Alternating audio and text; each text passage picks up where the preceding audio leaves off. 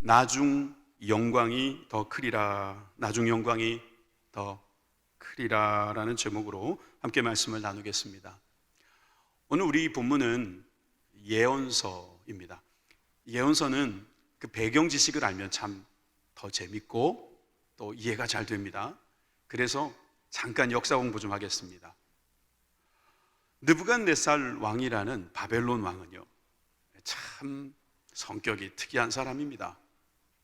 꿈을 꿨는데 이 꿈을 기억 못해서 그런 건지, 아니면 알면서도 자기 밑에 신하들을 시험하려고 그러는 건지 꿈을 모르는 척, 아니 모르는지도 모릅니다. 모른다고 말합니다. 그리고 나서 신하들에게 꿈을 알아내라는 겁니다. 세상에 살면 궁금한 건 많습니다. 그러니 궁금한 거 알아내는 것은 우리들이 할 일이지만, 아니 자기밖에 모르는 꿈을 남들 보고 알아내라 그러면 어떻게 하겠습니까? 참 이유를 알 수가 없습니다. 사실 꿈을 꾼 왕은 그 앞에 보면 창세기 41장에 보면 이 바로가 꿈을 꾸죠. 근데 그 바로는, 이 바로가 왕이란 뜻이거든요. 이 애굽의 이집트의 왕이 꿈을 꿨는데 그 꿈을 알아요. 기억해요. 그 꿈을 해석해 달라고 부탁을 하죠.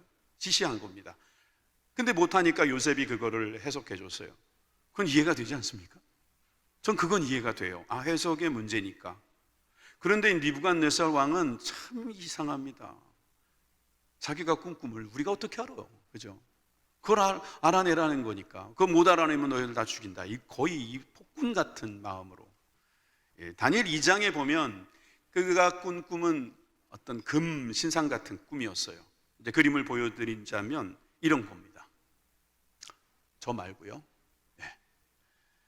저런 조각이라고 말해야 될까요? 저런 신상을 본 거예요. 근데 저 신상이 가만히 보시면 좀 얼룩덜룩하죠. 다 달라요. 재료가 다 다른 거예요. 그 중에서 오늘 이 본문하고 연관된 것만 오늘 보겠습니다. 가슴과 팔은 무엇으로 만들어졌는가? 자세히 보시면 저게 은입니다. 은. 다니엘은 이걸 알아냅니다. 해석은 하지 않습니다. 요셉은 해석을 했는데 다니엘은 해석은 하지 않습니다. 그냥 무슨 꿈을 꿨는지 알아맞힙니다. 그런데 저 꿈에서 해석은 누가 하냐면 우리가 하는 겁니다. 성경학자가 하는 거예요. 후세 사람들이 합니다.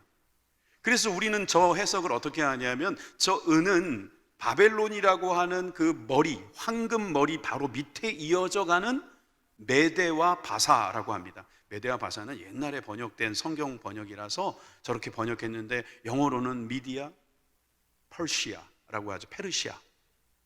미디아와 페르시아라고 말하는 저 시대를 말하는 거예요. 저 시대를 BC 539에서 330년 경으로 보는데, 그 이후에는 헬라 제국이 오지요. 당시에는 이 페르시아가 패권을 차지하고 있었던 때였는데 그 땅이 어마어마하게 넓었습니다. 정말 은과 같이 창대한 제국을 이루었습니다. 그 지도를 보여드리면 저렇습니다. 지금의 사우디아라비아나 이란 이쪽과 그 다음에 터키까지, 저 아프리카까지, 저 당시에는 세계가 좀 좁았죠. 그 세계 가운데 대부분을 차지할 만큼 큰 제국을 페르시아가 이루었습니다. 이 페르시아와 헬라가 주도권 싸움을 했었죠. 우리가 알고 있는 그 시대, 저 학계 우리가 2장, 이 시대를 가만히 보면 역사적으로 우리가 이런 걸 알 수 있어요. 마라톤 아시죠? 마라톤이 어떻게 생겨났는지 아시잖아요. 마라톤 평야를 달려오면서 우리가 이겼다 하고 항복하지 말하면서 그리스의 병사가 죽었는데, 그 달려온 거리를 재보니까 42.19km다.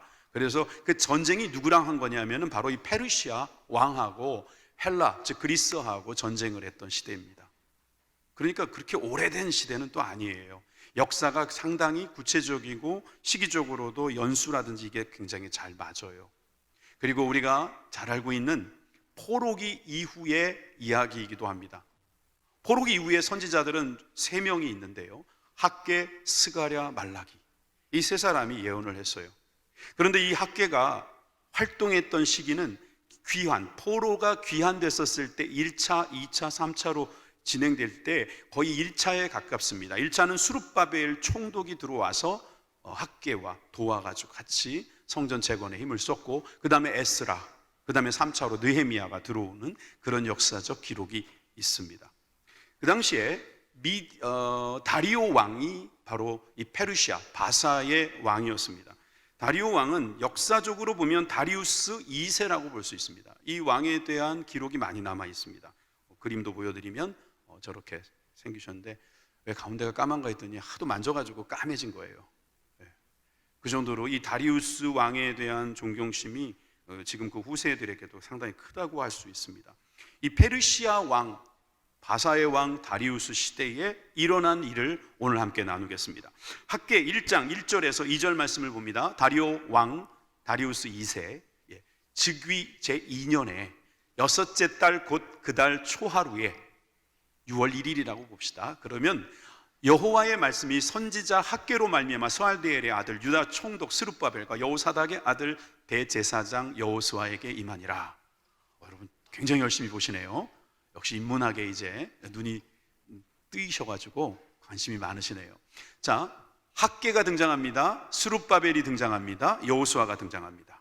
세 사람의 직업이 다 다릅니다. 한 사람은 하나님의 말씀을 전하는 선지자, 한 사람은 정치 지도자, 총독은 정치 지도자라고 말할 수 있죠.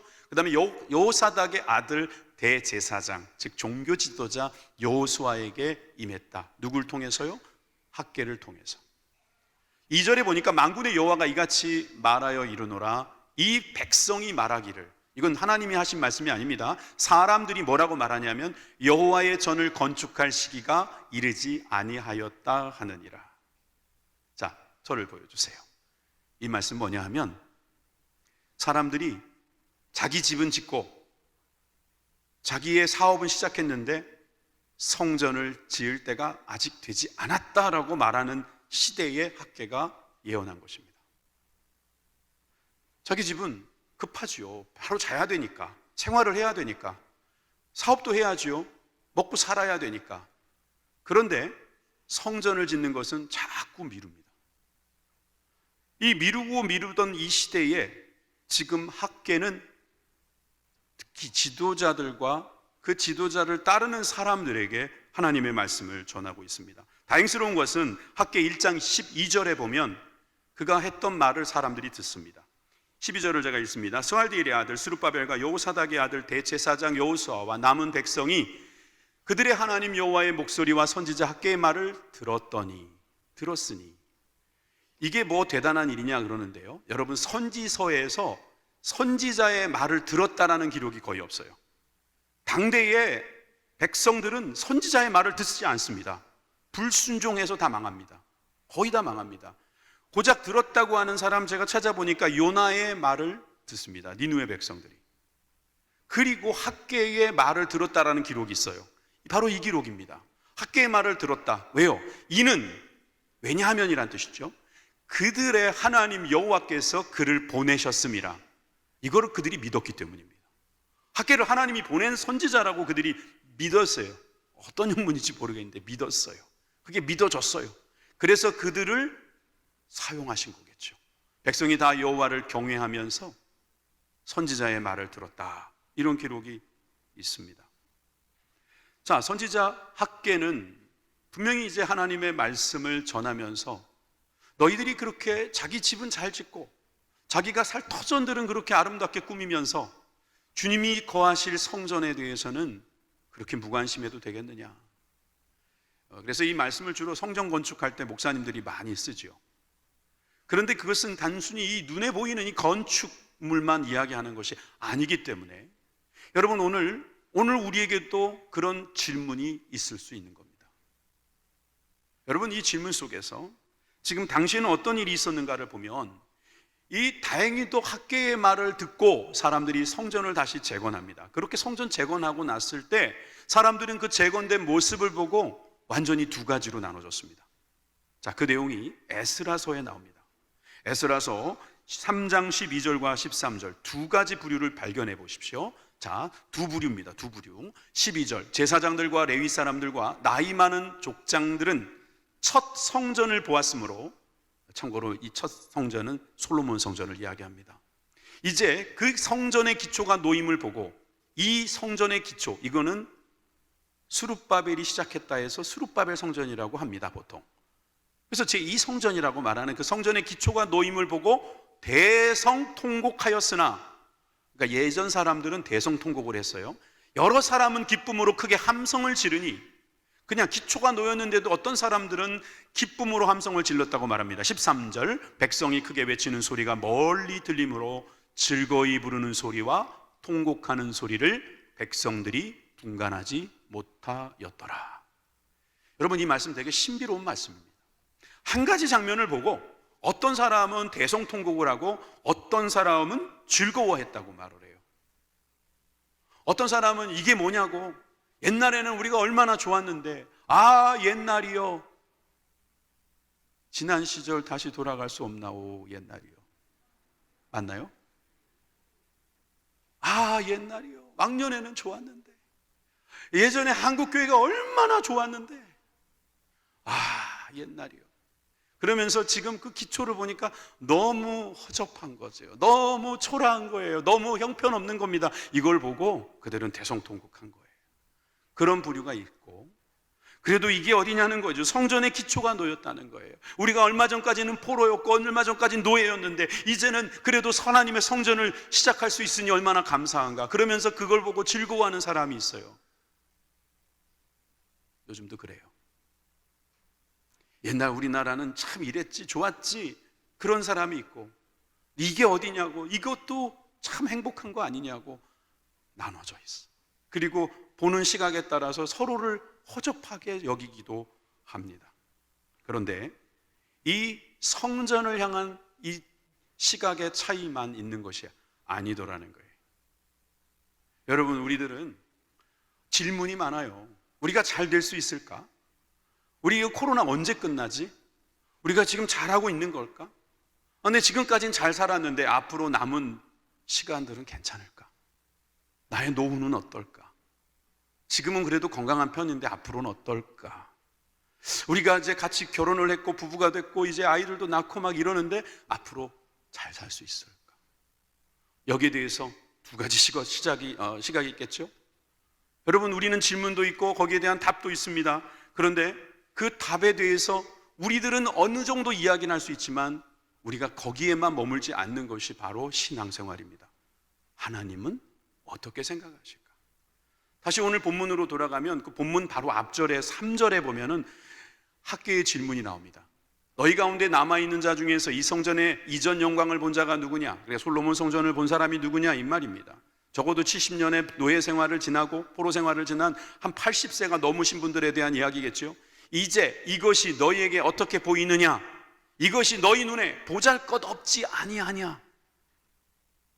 여러분, 보잘것없이 보이는 것들을 볼 때마다 주님은 어떻게 생각하실까?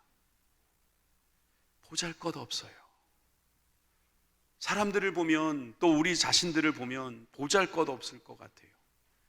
근데 하나님은 어떻게 생각하느냐? 이것을 함께 오늘 보자는 것입니다. 그래서 첫째로 하나님은 이렇게 생각하신다는 것을 우리는 발견할 수 있습니다. 그러나 스스로 굳게 하라.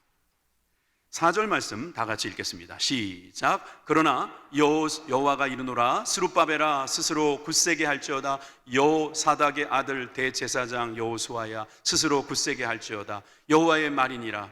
이 땅 모든 백성아 스스로 굳세게 하며 일할지어다. 내가 너희와 함께 하노라. 만군의 여호와의 말이니라.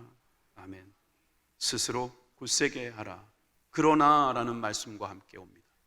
여러분, 우리는 어떻게 볼 수 있을지 몰라요. 보잘것없이 보일지도 몰라요. 그러나 주님의 의견은 다릅니다. 주님의 생각은 다릅니다. 그래서 우리들에게 요구하십니다. 바로 굳세게 하라는 거예요. 정치 지도자 스룹바벨, 너 스스로 굳게 해. 종교 지도자 여호수아, 너도 스스로 굳게 해. 그리고 이 땅에 있는 모든 백성 스스로 굳세게 하여서 일을 해 라고 말씀하시는 거예요. 여러분, 이 말씀을 오늘 우리가 한번 적용해 보는 겁니다. 우리가 이 말씀을 적용해서 사실 우리는 보잘것없이 보이고 우리의 생각이 나름대로 있다 할지라도 이런 계획과 예상과 여러 가지 문제들을 여전히 가지고 있다 할지라도 주님의 음성에 귀를 기울여 보십시오. 주님은 먼저 말씀하십니다. 그러나 그래서 사실 그러나라고 시작된 이 4절 말씀은 주님께서 우리에게 의견을 말씀해 주시는 대목이지만 1장에 어찌 보면 결론이 벌써 나왔습니다. 왜냐하면 학개는 스룹바벨과 그 많은 사람들에게 하나님의 말씀을 전했을 때 그들은 14절과 15절에서 변화가 일어난 것을 보여줍니다. 1장에서 이미 결론이 났어요. 학개 1장 14절에서 15절 말씀을 보여주세요. 자, 같이 읽겠습니다. 시작. 여호와께서 스알디엘의 아들 유다 총독 스룹바벨의 마음과 여호사닥의 아들 대제사장 여호수아의 마음과 남은 모든 백성의 마음을 감동시키심에 그들이 와서 만군의 여호와 그들의 하나님 전 공사를 하였으니 그때는 다리오 왕 제2년 여섯째 달 24일이다. 6월 24일 제2년이니까 고작 24일 만에 학개의 선지자의 말을 듣고 사람들이 공사를 다시 시작합니다. 왜 그랬다고요? 만군의 여호와께서 그들의 마음을 감동시키셨기 때문에. 그러나라고 외치셨던 하나님은 사람들의 마음을 감동시켜서 다리오 왕 제2년에 드디어 성전 재건을 재개시하게 됩니다. 이것을 역사적으로 보면 BC 520년경이라고 봅니다. 보여주세요. 예. 성전 재건이 재개됐다. 이게 기록이 돼 있어요. 그런데 언제부터 사실은 시작한 건지를 보게 되면 BC 536년에 개시했단 말이에요. 시작은 그때 했는데 무려 16년 동안 지지부진했던 겁니다. 16개월도 아니고 16년 동안 공사가 진행되지 않았어요. 왜 진행되지 않았을까요? 자신의 생각은 다르다는 거죠.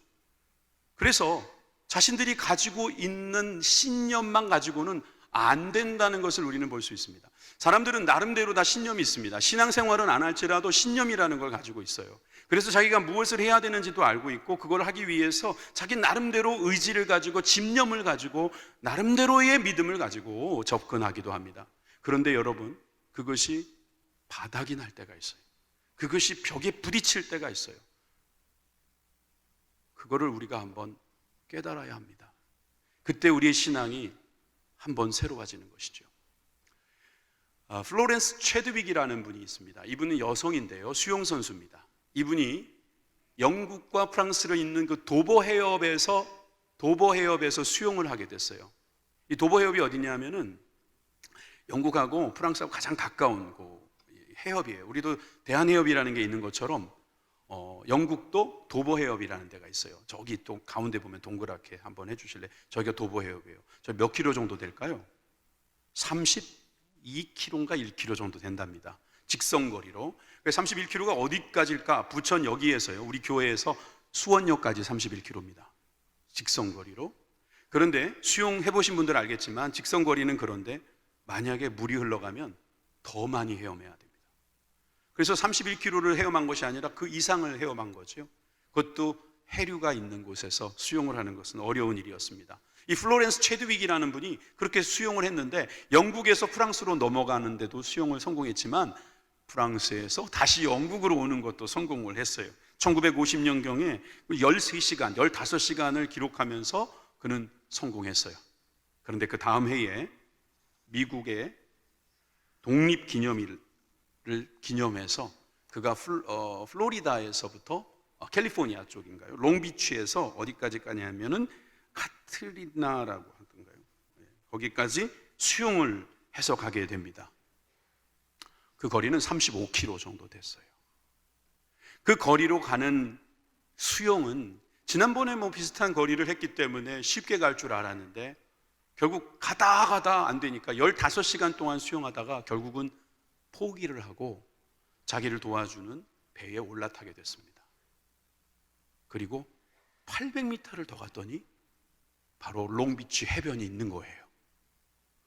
800m만 더 갔으면, 아니 그 이상도 헤엄을 쳐서 35km 이상을 지금 헤엄 오신 분이 800m를 못 가서 거기서 포기한 거예요.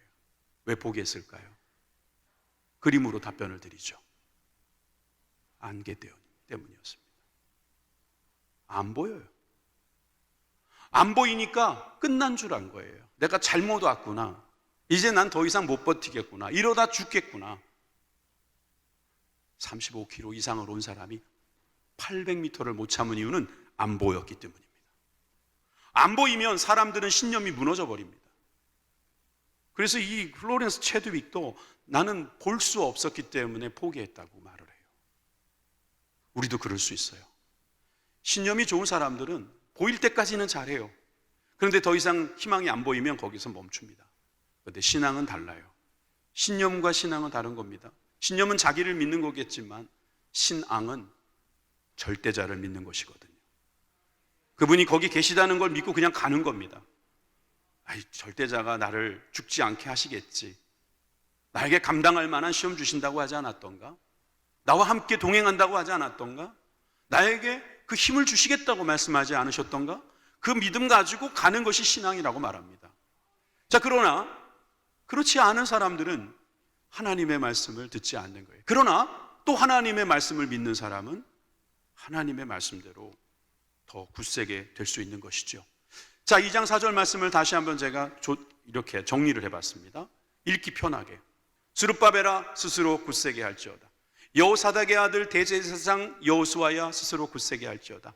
이 땅 모든 백성아 스스로 굳세게 하여 일할지어다. 내가 너희와 함께 하노라. 믿으시면 아멘 하십시다.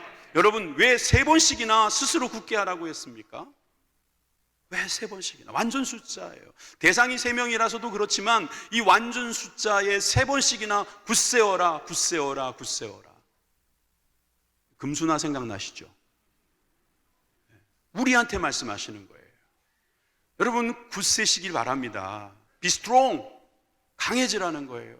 아니, 저도 강해지고 싶어요. 어떻게 강해지는 거예요? 방법을 알려주시면 좋겠어요. 디모데후서 2장 1절 말씀 다 같이 읽습니다. 시작. 내 아들아, 그러므로 너는 그리스도 예수 안에 있는 은혜 가운데서 강하라. 아멘이십니까? 우리가 주님의 자녀로서 또 예수 그리스도의 안에 있는 사람으로서 그 은혜를 입은 자로서 우리는 강할 수 있습니다. 우리가 무슨 힘이 있어서 강한 것이 아니라 주님의 말씀을 믿고 주님께서 그러나 보잘것없지 않다. 너희들은 내가 함께 있으니 강하게 될 수 있다 말씀하십니다. 그래야 됩니다. 지금 다리는 떨립니다. 과연 저걸 넘길 수 있을까? 스스로에게 질문합니다. 과연 내가 생존할 수 있을까? 그런데 주님 말씀하시는 거예요. Be strong. 스스로 굳세게 해라. 그러면서 첫 발을 내디는 거예요. 그리고 점프를 하니까 거길 넘어가는 거예요. 여러분, 그 사람은 처음에 무엇을 했냐면은 Be strong 했습니다. 스스로 굳세게 그 자리에 섰던 것을 알 수 있습니다. 두 번째로 주님의 의견은 이렇습니다. 너희는 두려워하지 마라. 보잘것없다고 말할 수 있지만 주님께서는 우리에게 말씀하십니다. 두려워하지 말아라. 여러분, 우리가 얼마나 두렵습니까? 사실 우리가 왜 굳세어야 되냐 하면 두려움 때문일 수도 있습니다. 이 세상을 살아가는 사람들에게 두려움만 없다면 사실 많은 일들을 잘 해낼 수 있을 것입니다. 그런데 두려움이 자꾸 오니까 어려운 거예요. 여러분, 우리는 이 두려움에서 이겨낼 수 있는 방법을 찾을 수 있습니다. 어디서요? 성경에서요. 자, 오늘 본문에도 나옵니다. 5절과 6절 다 같이 읽겠습니다. 시작. 너희가 애굽에서 나올 때에 내가 너희와 언약한 말과 나의 영이 계속하여 너희 가운데 머물러 있나니 너희는 두려워하지 말지어다. 만군의 여호와가 이같이 말하노라. 조금 있으면 다시 내가 하늘과 땅과 바다와 육지를 진동시킬 것이요. 할렐루야. 자, 앞에 보니까 애굽에서 나올 때에, 지금 바벨론에서 나올 때에 이 말을 하셔도 될 텐데 그보다 훨씬 이전에 애굽에서 나올 때에 주님이 하셨던 말씀, 이걸 우린 성경이라고 하죠. 또 그때의 성령으로 감동하신 그 성령, 성경과 성령, 말씀과 성령으로 우리에게 두렵지 않게 해주셨다는 거예요. 홍해를 건넜습니다. 그 광야를 지나갔습니다. 그거를 기억하라는 거예요. 여러분, 그것을 끌어당길 수 있는 사람은요, 플로렌스처럼 포기하지 않습니다. 안 보이지만 계기판을 믿는 거예요. 뭐 조종사들이 그런다면서요. 공중에서 계속 날다 보면은 그 빠른 속도로 날 때 시야가 확보되지 않으면 하늘이 땅 같고 땅이 하늘 같답니다. 헛갈린답니다. 우리 비행기 보면 뒤집어서 날아가는 거 많이 보지 않습니까? 그래서 헛갈린다는 거예요. 그래서 사고가 나는 경우도 있는 거예요. 땅인 줄 알고 착륙했는데 계속 하늘로 올라간다. 그건 다행이지만 잘못되는 경우도 있다는 거예요. 그럴 때 어떻게 해야 돼요? 내 시각을 믿지 말고 계기판을 믿어라. 이 계기판을 믿고 하나님이 주신 말씀을 믿고 성령을 믿고 가는 사람은 두려움이 없는 거지요. 여러분, 이 말씀을 믿고 나가는 저와 여러분들이 되기 바랍니다. 당시 사람들은 그랬을 것입니다. 돈이 없어서 성전을 못 짓겠습니다. 시간이 없습니다. 재료가 없습니다. 지도자가 없습니다. 여러 가지 핑계로 우리는 할 수 없다고 결론 지어 놓은 사람들이 있을 거예요. 그렇지만 주님은 말씀하시는 거지요. 두려워하지 말라는 거예요. 우리 모든 사람들은 사실 뭔가 믿을 만한 것만 있으면 또 두려워하지 않고 되게 교만해지는데 뭐 조금만 없으면 되게 두려워하니까 이런 말씀 하시는 거예요. 그게 바로 우리들의 어떤 이해를 구하는 것일 수도 있어요. 사람들이 이 머리로 믿고 움직이는 경향이 있어요. 자, 그렇다면 여러분, 이 그림 한번 보세요. 이 그림은 분명히 나무입니다. 믿어주세요. 저거 돌 아닙니다. 나무입니다. 저게 무슨 나무냐 하면은 세콰이어라는 나무예요. 저게 얼마나 큰 거냐 면 높이가 100m가 넘어요. 지름이 5m가 대부분 넘는답니다. 저건 대략 봐도 7m 넘지 않겠습니까? 남자 성인 2명에다가 아이들 3명까지 하니까 지름이 얼마나 지금 크겠어요? 높이가 100m입니다. 여러분, 우리가 상식적으로 나무가 살려면 물이 있어야 되고 그 뿌리에서 물이 공급된 것을 먹으면서 살아가는 건데요. 여러분, 100m의 물을 끌어올리는데 얼마나 강력한 힘이 필요한지 아십니까? 100m. 이 나무 끝까지 물을 끌어올리기 위해서 들어가야 될 에너지가 어마어마해서 연구했습니다. 어떻게 저 나무가 100m가 넘는데 저 물을 끌어올릴까? 지금까지 내린 결론은 삼투압입니다. 대부분의 나무가 그렇습니다. 대부분의 나무는 삼투압이라는 농도의 차이에 의해서 이게 물이 전달이 돼서 그렇게 올라가는 거예요. 그런데 100m는 물이라는 거예요. 100m는 이 삼투압만 가지고는 안 된답니다. 그래서 계속 연구했어요. 그랬더니 이렇게 세콰이어 같은 이런 나무들은요, 흔들려야 된다는 거예요. 나무가 흔들리면서 펌프질을 한다는 거예요. 흔들릴 때 이 펌프질한 것과 삼투압이 같이 힘을 모아가지고 끝까지 나무를 끌어올리는 거예요. 물을 끌어올리는 거예요. 여러분, 하나님께서 우리에게 고난을 주실 때가 있어요. 흔드실 때가 있어요. 이것 때문에 우리가 끝까지 가는 거예요. 중도에 포기하지 않도록 만들어주시는 것은 하나님의 그런 능력이 있는 거예요. 그런데 그 하나님의 능력이 오늘 우리 가운데 어떻게 나타나고 있습니까? 보배로우신 예수 그리스도로 나타나고 있습니다. 말씀이 하시는 게 무엇입니까? 성령이 우리들에게 가르쳐 주는 것이 무엇입니까? 예수 그리스도가 우리를 위하여 죽으셨다는 거예요. 부활하셨다는 것입니다. 우리를 위하여 처소를 예비하고 계신다는 것입니다. 우리는 그 나라에 들어간다는 것을 믿는 것입니다. 자, 여러분, 학개 2장 7절과 8절을 다 같이 읽으십시오. 시작. 또한 모든 나라를 진동시킬 것이며 이 모든 나라의 보배가 이르리니 내가 이 성전의 영광이 충만하게 하리라. 만군의 여호와의 말이니라. 은도 내 것이요 금도 내 것이라. 만군의 여호와의 말이니라. 2장에 만군의 여호와의 말이니라가 8번 나오는데 주님께서 그때마다 말씀하세요. 두려워하지 마라. 굳세어라. 그리고 주님께서 여기도 보니까 모든 나라에 보배를 주시겠다. 이 보배가 누굴까요? 예수 그리스도. 예수 그리스도께서 오셔서 이 성전의 영광을 충만하게 할 것이다. 수룹바벨 성전은요, 적어도 솔로몬의 성전보다는 훨씬 더 보잘것 없었습니다. 눈으로 보면 그렇습니다. 건축물 자체로 보면 그런데 주님의 영광이 임하시면 아무리 건축물이 약해도 그 영광은 더욱더 빛나게 되는 것입니다. 은도 내 것이고 금도 내 것이다. 너희들 돈이 없다고 말하느냐? 그거 다 내 건데 내가 안 준다면 못 주는 것이 아니라 안 주는 것이다. 주님께서 이렇게 우리들에게 새 힘을 주시는데 여기에는 하나님의 뜻이 있다고 봅니다. 왜냐하면 우리는 너무 외형적인 거를 너무 따져요. 너무 따져요. 너무. 그래서 예수님의 모습을 보면은 우리 은혜 못 받을 수도 있어요. 보실까요? 이사야 이 11장 10절에 보니까 그날에 이새의 뿌리에 한 싹이 나서, 아름다운 시 같지만 여러분, 싹이라는 것은 보잘것없는 것입니다. 나사렛이라는 말도 이 싹에서 나온 말이라고 하잖아요. 만군의 기치로 서게 되시겠지만 처음에는 싹으로 시작하는 거예요. 저 세콰이어 나무가 저 엄청난 거지만 시작은 싹으로 시작한 거예요. 열방이 그에게로 돌아가리니 그가 거한 곳에 영화로우리라. 예수님은 싹과 같이 연한 순과 같이 되었다. 그래서 53장 2절에도 보니까 그는 주 앞에서 자라기를 연한 순 같고 마른 땅에 나온 뿌리 같아서 고운 모양도 없고 풍채도 없은즉 우리가 보기에 흠모할 만한 아무것도 없도다. 사람들은 어떤 사람의 외관을 보고 외형을 보고 쉽게 속단하고 결정 내립니다. 그렇지만 주님 뭐라고 말씀하시냐면 연한 순과 같고 싹과 같은 예수 그리스도에게 하나님의 거룩한 영광이 나타날 것이다. 여러분, 건축물이 크고 좋다고 해서 무조건 좋은 것은 아닙니다. 아무리 허접하고 부족해도, 물론 큰 곳에 영광이 크게 나타나면 뭐 이상적이지요. 근데 사람은 겉모습을 보지만 주님은 속을 보시고 능력을 주시고 주님의 영광이 도리어 나타나게 하심을 믿으시기 바랍니다. 여러분, 이것이 하나님의 방법입니다. 그래서 아까 학개 스가랴 말라기라고 하는 포로기 후기의 선지자들 중에 스가랴는 스룹바벨에게 이렇게 말했습니다.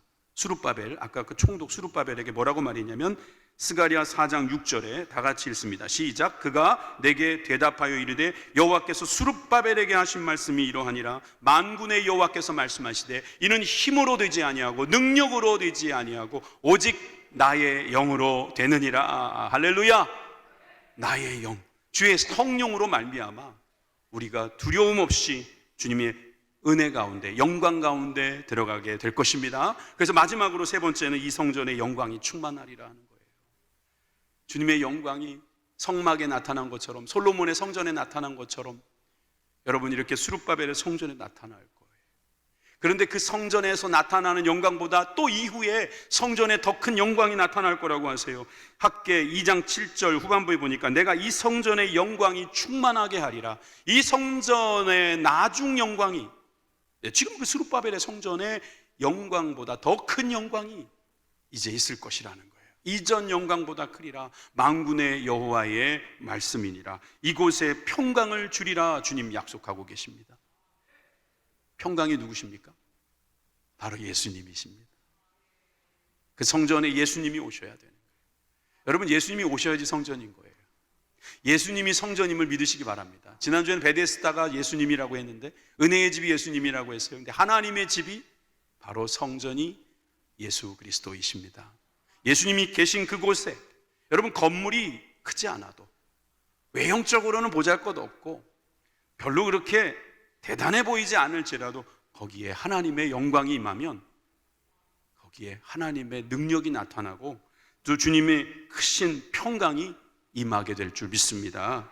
자, 그래서 요한복음 1장 14절의 말씀이 이해가 되는 겁니다. 말씀이 육신이 되어 우리 가운데 거하심에 우리가 그의 영광을 보니 아버지의 독생자의 영광이요 은혜와 진리가 충만하더라. 말씀이 육신이 되어서 우리들 가운데 오셨어요. 우리 교회에 오신 것입니다. 그래서 고린도전서 3장 16절에 너희가 하나님의 성전인 것과 하나님의 성령이 너희 안에 거하시는 것을 알지 못하느냐. 예수님이 성전이시라고 했는데 예수님께서 이 땅을 떠나시면서 우리에게 부어주신 성령께서 거하는 전, 바로 저와 여러분들이 바로 성전임을 믿으시기 바랍니다. 여러분, 이 개념을 잘 이해해야 합니다. 우리는 보잘것없습니다. 우린 연약합니다. 연한 순과 같고, 아니 그보다 못할 수 있습니다. 그런데 주의 성령이 우리 가운데 거하시면 거기에서 주님의 영광이 나타나는 것입니다. 솔로몬의 영광보다, 솔로몬 성전의 영광보다, 스룹바벨의 성전의 영광보다, 그 어떤 건물보다 주님이 계시는 여러분들이 더 큰 영광으로 나타나게 될 것을 믿으시기 바랍니다. 그래서 주님께서 요한복음 2장에서 이렇게 말씀하신 거예요. 성전을 헐어라. 사흘 만에 내가 일으키겠다. 뜬금없는 이야기잖아요. 그런데 그 말씀을 요한은 뭐라고 해석하고 있냐면 예수는 성전된 자기 육체를 가리켜 말씀하신 것이라고 했어요. 잘 깨달아야 합니다. 예수님이 성전입니다. 그런데 예수님께서 우리 가운데 오셨으니 우리가 성전이 되는 것이지요. 여러분, 그 성전이 되는, 그래서 하나님의 영광을 보는 하나님의 거룩한 자녀들 되기 바랍니다. 여러분, 그래서 우리는 힘든 일을 많이 겪습니다. 주님의 전이 임하는 우리들에게, 여러분, 우리 주님께서는 환난을 때로는 주시는 거예요. 한번 로마서 5장 4절에서 3절에서 4절 말씀만 같이 읽어볼까요? 다만 이뿐 아니라 우리가 환난 중에도 즐거워할 수 있어요. 이는 환난은 인내를, 인내는 연단은, 연단은 소망을 이루는 줄을 알기 때문이에요. 코로나라는 환난, 가난이라는 환난, 질병이라는 환난, 여러 가지 고통이라는 환난, 여러분, 우리가 때로는 어려운 일들이 있고 뜻대로 되지 않아도 여러분 환난 중에도 즐거워하실 수 있는 것은 이 환난이 끝내 소망으로 바뀔 것이기 때문입니다. 지금의 영광과 좋게 비교할 수 없는 장차 큰 영광이 우리 가운데 기다리고 있음을 믿으시기 바랍니다. 그래서 저는 결론적으로 이렇게 말씀드립니다. 우리 그리스도인들은요, 나중이 좋습니다. 마지막이 좋은 게 좋은 것입니다. 아무리 1등으로 달려봐요, 마라톤 1등으로 처음에 달려봐야 아무 소용없더라고요. 들어올 때 1등이 1등입니다. 맞지 않습니까? 들어올 때 1등이 1등입니다. 들어오기 직전까지 1등 하는 거 아무 소용없습니다. 결승선에 들어갈 때 1등이 1등이에요. 여러분, 마찬가지입니다. 우리 그리스도인들이 지금까지 어떤 영광을 누렸든 장차 영광이 더 클 것을 믿고 끝까지 주님의 길을 가게 되면 하나님께서 그 나중 영광이 이전 영광보다 더 크다는 말씀이 우리 삶 가운데 일어날 줄 믿습니다. 기도하겠습니다.